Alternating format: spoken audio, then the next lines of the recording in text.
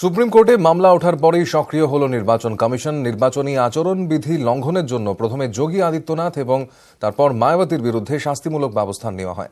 রাতের দিকে আজম খান এবং মেনকা গান্ধীর বিরুদ্ধেও কার্যত একই পথে হাঁটে কমিশন। আজ সকাল ৬টা থেকে শাস্তি কার্যকর হবে।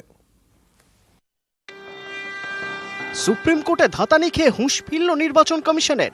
সোমবার দিনভর যা ঘটনা ঘটল তাতে এমন মনে হতেই পারে শীর্ষ আদালতে একরাশ অজুহাত দেওয়ার পর হঠাৎই সক্রিয় সুনীল অরোরা অ্যান্ড কোম্পানি। প্রচারে নিষিদ্ধ যোগী মায়াবতী, ৭২ ঘন্টা নিষিদ্ধ যোগী, ৪৮ ঘন্টার শাস্তি বেহেনজিকে। জাতপাত সম্প্রদায়ের নামে উস্কানি দিয়ে ভোট প্রচার করলেও কমিশনের নাকি হাত পা বাঁধা, কারণ ব্যবস্থা নেওয়ার মতো আইনি ক্ষমতাই নাকি কমিশনের নেই। সোমবার সুপ্রিম কোর্টে এই সওয়ালের পরই মায়াবতী ও আদিত্যনাথের বিরুদ্ধে ব্যবস্থা নিল কমিশন। কোন আইনে এই অভিযুক্ত নেতার বিরুদ্ধে ব্যবস্থা? নির্বাচনী আচরণবিধি লঙ্ঘন, जनप्रतिनिधित्व आईन 1951। मुस्लिम समाज के लोगों को मैं ये बताना चाहती हूँ, आप लोगों को अपना वोट बांटना नहीं है, बल्कि आप लोगों को एक तरफा अपना वोट बीएसपी के लोगों को, बीएसपी के यानी कि समाजवादी पार्टी और आरएलडी के उम्मीदवारों को ही देकर तो आप लोगों को इन्हें कामयाब बनाना है। নির্বাচন কমিশনের সচিব অনুজ জয়পুরিয়া সই করা চিঠিতে জানানো হয়েছে, একটি বিশেষ সম্প্রদায়ের কাছে ভোটের আবেদন করেন বিএসপি নেত্রী। কমিশনের নোটিশের প্রেক্ষিতে তা স্বীকারও করেছেন। ওই সভায় প্ররোচনামূলক বক্তব্য পেশ করেন নেত্রী।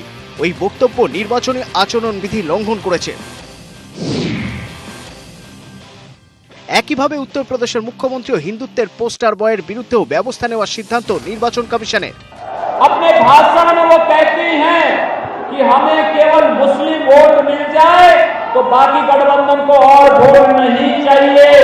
और मैं भी आपसे कहना चाहता हूं भाइयों बहनों कि अगर कांग्रेस को अली पर, सपा बसपा को अली पर विश्वास है, हमें भी बजरंग बली पर विश्वास है।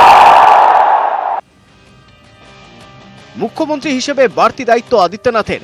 ৯ এপ্রিলের সভায় প্ররোচনামূলক বক্তব্য পেশ করেন। এতে তার পদের সম্মান ও আচরণবিধি লঙ্ঘন হয়েছে।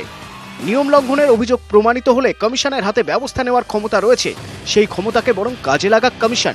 সোমবারের ঘটনা তুলে ধরেই মত আইনি বিশেষজ্ঞদের। নিউজ 18 বাংলা।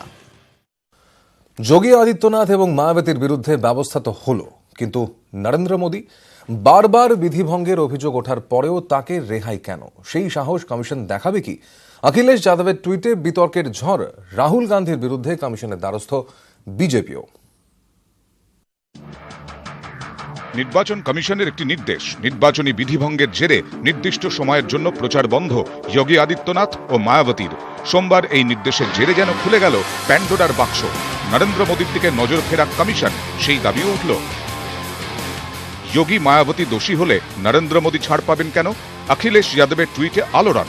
মায়াবতীর বিরুদ্ধে কমিশনের নির্দেশের পর প্রশ্ন, সেনার নামে প্রধানমন্ত্রীর ভোট চাওয়া বন্ধ করতে তাঁরা কিছু করতে পারবেন কি? ভোট ঘোষণার 7 দিনের মাথায় ভোট প্রচারে সেনার নাম ব্যবহার বন্ধ করতে নির্দেশিকা দেয় নির্বাচন কমিশন। যদিও তাকে বুড়ো আঙুল দেখিয়েই চলছে সেনার নামে ভোট চাওয়া। অভিযোগ, এ ব্যাপারে সবাইকে ছাপিয়ে গিয়েছেন নরেন্দ্র মোদী। इस चुनाव में आपका वोट सिर्फ भाजपा के एमपी बनाने वाले का मत नहीं है। आपका वोट सिर्फ मोदी को प्रधानमंत्री बनाने वाला नहीं है, लेकिन आपका वोट हमारे देश के सुरक्षा बलों के सम्मान का भी वोट है। প্রধানমন্ত্রীকে নিয়ে কমিশনকে চ্যালেঞ্জ ছোড়ার পর মাঠে নামে গেরুয়া শিবির। কমিশনে গিয়ে রাহুল গান্ধীর বিরুদ্ধে অভিযোগ দায়ের করেন বিজেপি নেতারা। সুপ্রিম কোর্টে অস্বস্তির মুখে মায়াবতী ও যোগী আদিত্যনাথের বিরুদ্ধে ব্যবস্থা নিয়েছে কমিশন।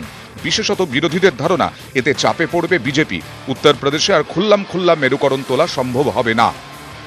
मुझे लगता है कि इलेक्शन कमीशन को इसके ऊपर फिर से पुनर्विचार करना चाहिए और जो भाव है मुख्यमंत्री जी के, उसको देखते हुए फिर से निर्णय लेना चाहिए।